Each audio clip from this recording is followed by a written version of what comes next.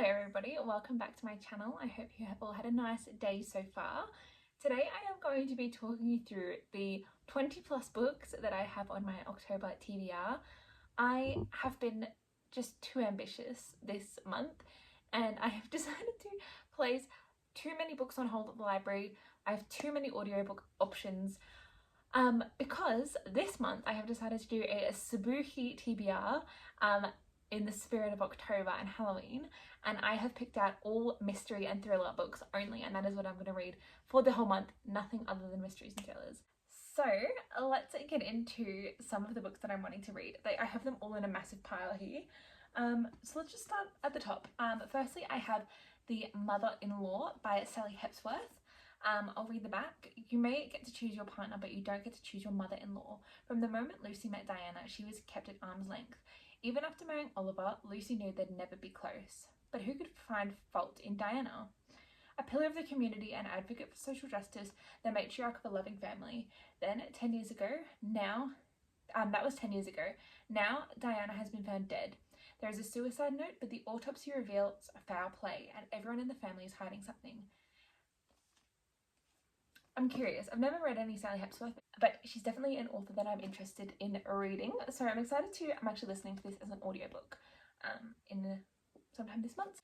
So I am excited to do that. The next book I'm reading is another Sally Hepsworth, and I think this is the book from her I'm most excited about, is The Soulmate. So this is about Gabe. So Gabe is alone at the cliff's edge, his arms outstretched, palms facing the empty air. He said she jumped, he wouldn't lie. Before the woman went over the cliff, Pippa and Gabe were happy. They had the kind of marriage that everyone envies, as well as two sweet young daughters, a supportive family, and a picturesque cliffside home, which would have been idyllic had the tall beachside cliffs not become so popular among those wishing to end their lives. Gabe has become somewhat of a local hero since they moved to the cliff house, talking 7 people down from stepping off the edge. But when Gabe fails to save the 8th, a sordid web of secrets begins to unravel, pushing bonds of loyalty and love to the brink. What wouldn't you do for your soulmate? So I'm very excited, and I'm also going to listen to this as an audio. So depending on how these two go, I may just keep going with Sally Hepsworth audiobooks for the month. I think this month is going to be tricky because I'm not reducing myself to anything specifically. Like, it's literally just any thriller or audiobooks that I come across I'm going to want to pick up. So I think this is going to be an interesting month because usually I don't give myself enough books to read. Like, I might pick like 15 or so, and in a typical month I might read like over 20, so I have a few books that I can kind of pick at my leisure. But this time, like, the possibilities are endless. I'm picking a lot of books that I want to read, so I know I'm not going to be able to get to them all, but I'm going to try and read as many as I actually physically own is the goal. But we shall see. The next book, technically the next 4 books that I have on my TBR, are the Thursday Murder Club series by Richard Osman. I've actually started reading this, and I very possibly will have finished this before October. Whoops, I just couldn't wait. I finished all the reading I wanted to do in September, so I thought I'd just pick it up, but I think I may finish just before October or on the 1st. Either way, the rest of the series is definitely on my TBR. It follows, I think it's 4 people in a retirement village who are really interested in solving murders, and then it's mainly unsolved murders that they're interested in, but one happens in their village, in their town, and they team up with one of the young detectives and decide that they are going to solve it together. So it's very interesting. It's really like fun. It's not scary, it's more of like a cozy mystery, but I'm really enjoying that. It's definitely like funnier than I was expecting. Like, I was kind of expecting it to be a bit more suspenseful, but it's actually like really fun and lighthearted. So I'm actually happy with that because I don't really want to listen to scary audiobooks. Like, I think that will actually keep me awake at night.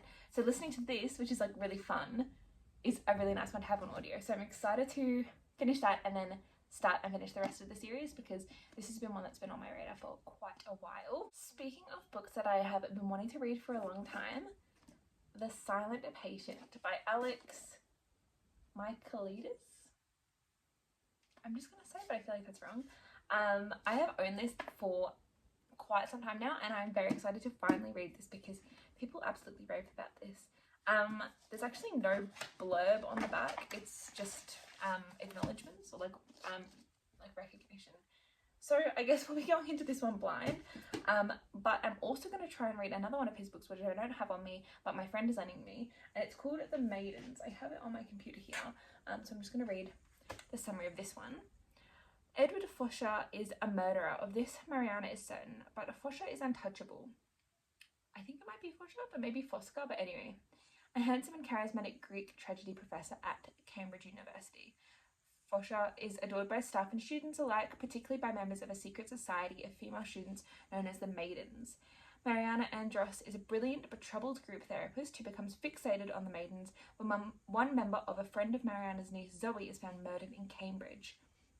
Mariana, who was once herself a student at the university, quickly suspects that behind the idyllic beauty of the spires and turrets and beneath an ancient traditions lies something sinister, and she becomes convinced that, despite his alibi, Edward Fosher is guilty of the murder. But why would the professor target one of his students? And why does he keep returning to the rites of the Persephone, the maiden, and her journey to the underworld? When another body is found, Mariana's obsession with proving Fosher's guilt spirals out of control, threatening to destroy her credibility as well as her closest relationships. But Mariana is determined to stop this killer, even if it costs her everything, including her own life. So that sounds really interesting as well. So I think, yeah, again, depending on how The Silent Patient and The Maidens go, I might just go on a binge of Alex's books, depending on how many others he has out, because it very possibly is just these two, but I'll have to look into it a little bit more. But yeah, I just love finishing an author start to finish all their books. Like, if I really enjoy the author, there's just nothing more satisfying than saying you've read all of their books. So we will see how we go. This is a very loose TBR, so I'm very flexible with changing things around depending on how things go, but yes, very excited at least for The Silent Patient, definitely. The next book I will chat about is Before I Go to Sleep by S.J. Watson. I actually, yes, again, have started this book. I am enjoying it so far. I've only read 58 pages and there's really no chapters, like very limited chapters. The first chapter was literally all of part 1, which was like 40 something pages, which isn't too much, but I don't know if there's like a part 3, which means that all of this is part 2 with no chapters. So I'm not too sure. That's fine. I just love a small chapter. So anyway, I think this takes place over a 24-hour period, possibly from what I know, but pretty much our main character, Christine, she has amnesia, and every morning when she wakes up, she can't remember her life pretty much. Sometimes she wakes up feeling like a child, sometimes she wakes up feeling like she was the age of when she lost her memory, which I think was like her late 20s, and she's now in her mid to late 40s. That's all I'm going to say about this one. It's really interesting so far and very suspenseful and a little bit scary, and I'm very excited to see what happens, because someone's lying, basically. It says the one person you trust may only be telling half of the story. So she's got to try and figure this out. She's only got 24 hours because every time she goes to bed, she forgets everything again. So yes, very interested to keep going with this one. The next book, which I am reading as an audiobook, is Jailhouse Lawyer by James Patterson. I own this book and I have heard good things about James Patterson's work from multiple people. I've never read any of his work before, but I see his books everywhere. Like, he has so many books that he has read. It's actually James Patterson and Nancy Allen. I know he co-writes a lot of his books, but he is the only person on the spine, so I don't know how much of it they split up, but obviously both of their names are credited on this book. But yes, I will audiobook it because it's very long. It's over, oh my gosh, it's over 550 pages long. For a thriller, are you joking? I think it's actually more of a mystery, which probably makes sense as to why it's so long. I am excited. I'm definitely going to audiobook it just due to the size, and because I've never listened to his or read any of his work before. I think it'll be good to do that just to make it a little bit palatable, but I'll read the back. A young lawyer takes on the judge who is destroying her hometown and ends up behind bars. In the picture-perfect Irva, Alabama, the most serious crimes and misdemeanors, speeding, shoplifting, contempt of court. Why then is the jail so crowded? And why are so few prisoners released? There's only one place to learn the truth. Sometimes the best education a lawyer can get is a short stretch of hard time. It's no yeah, that's literally it. That's all it says. And then it's a little recognition from another author. So yeah, I'm curious. All I know is this book is good. I've heard this from people, so yeah, we shall see. I'm excited to just finally give his work a try, but I don't have too high hopes. I'm just, yeah, we'll see. Really quickly, the next one I'm going to read as a physical, I'm so excited, is You by Caroline Kepnes. This is the You on Netflix with Penn Badgley. I love the TV show. Love. It's one of my favourites. So, of course, I need to read the book. I mean, it's going to be really creepy, but I'm so excited. So, yes. If you don't know what it's about, watch the TV show. It's basically about a stalker. He stalks her, but we're following his perspective. It's very psychologically twisted because you kind of are rooting for him, even though he's this creepy stalker, murderer, weirdo. But yeah. I love this series, so really excited for the book. Alrighty, the next book that I have is The Last House Guest by Megan Miranda. I actually really don't know anything about this, but I have the large print version, which I always love because it makes me feel like I'm flying through the book. So it says, Littleport, Maine has always felt like two separate towns, a vacation enclave for the wealthy and a simple harbour community for the year-round residents. Friendship almost never developed between the two camps, but that's just what happens when visitors Sadie Lohman and Littleport resident Avery Greer. Each summer for almost a decade, the girls are inseparable until Sadie is found dead. While the police rule the death as a suicide, Avery feels that some in the community, including a local detective and Sadie's brother Parker, blame her. Someone knows more than they're saying, and Avery is intent on clearing her name before the facts get twisted against her. Interesting. A whodunit, a little falsely accused kind of vibe. So that should be like a good one. Next, a real quick one, Room by Emma Donoghue. This is the novel of the movie Room, which I have seen and it was very sad. So I'm kind of nervous to go into this, but it essentially follows a boy and his mum who have been trapped in this room by, I don't remember if it's his dad or if they've been kidnapped. I can't remember, but essentially he's 5 and he's lived in this room his whole life, and they're trying to figure out a way for them both to escape. That's essentially it. Really sad, but I don't want to say I'm excited to read it, but I'm definitely curious to read it, and this is one that I actually own, so I really want to try and get through my physical TBR still in this month, regardless, so we shall see. Next, we have The House in the Pines by Anna Reeves, which is about Maya. Maya was a high school senior when her best friend Aubrey mysteriously dropped dead in front of the enigmatic man named Frank, whom they started spending with that summer.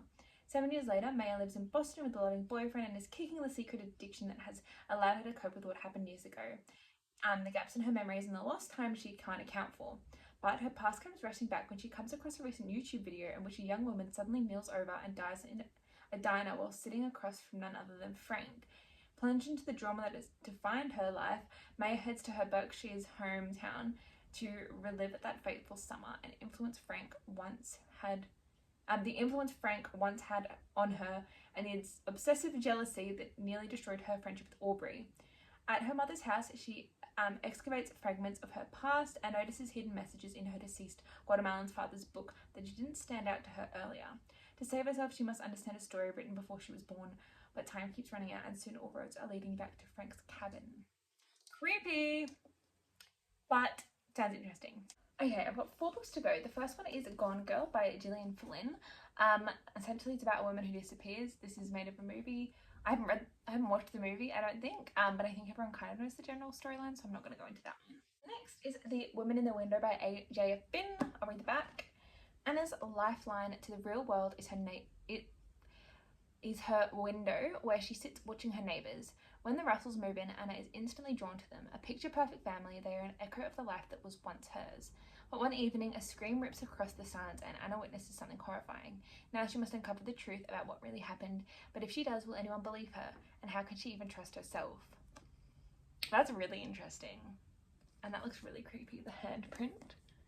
Oh, that looks really creepy, but I'm excited. And this is actually blurred by Gillian Flynn, funny enough. And finally, my last 2 books are both Lucy Foley books. I read my first Lucy Foley book at the start of this year, and it was The Paris Apartment, and I really enjoyed that. So I'm excited to read some other of her books, and again, if I really get into them, maybe I'll just keep reading her books this month. Again, we're just super flexible this month. We're not going to stick to a tight TBR. I'm just throwing ideas out there. So the first one is the guest list, which says, of the windswept Irish coast, guests gather for the wedding of the year. The setting is spectacular, the atmosphere is alive, but as the guests toast the golden couple, Jules and Will, a dark secret begins to spill, and the wedding cake has barely been cut when someone is found dead. As the storm unleashes its fury on the island, everyone is trapped and the killer circulates amongst the guests. Oh, that's so creepy. I love those like forced proximity when like the killer's one of them, but they need to figure it out all together. I think that's going to be really good. A little whodunit, but also like a little thriller, so that's very nice. And then finally, the hunting party, where all the back says is, in a remote hunting lodge in the deep Scottish woodlands, all the friends gather for one new year. The beautiful one, the golden couple, the volatile one, the new parents, the quiet one, the city boy, the outsider, the victim, on an accident, a murder among friends. So again, this is giving like forced proximity. The murder is among them. The murderer is one of them. Love those types of books. So yeah, that is everything. Well, it's actually not, because on top of that, gosh, I feel like I have even more written down. I have a bunch ready at the library for me to pick up, which I'm going to pick up, and we'll just see how we go. We're just going to see. There's a lot of books here, but thrillers are really fast paced, so I'm thinking none of these are big books. I think in September I read like more than 20 books. I think I nearly read a book a day. So like I must have read at least like 27 books in September, and that included Empire of Storms and Tower of Dawn, which are like 650 plus page books. So I mean, I've got 20 here, and they're all short, and some of them audio. We're just gonna have to see, but I am really excited. Really, really excited for this month. I've been holding off on reading any thrillers for the last few months. As soon as I decided I wanted to do this, I've been holding off. So sorry if you hear those cars. Yeah, I'm really excited for this month. So let me know if you are planning on reading any spooky books for the festive season of October, of Halloween. And if any of these books sound interesting to you, let me know, and we can kind of have that journey together. But yeah, that was all I have for today's video. So thank you so much for watching, and I will see you in my next one. Bye!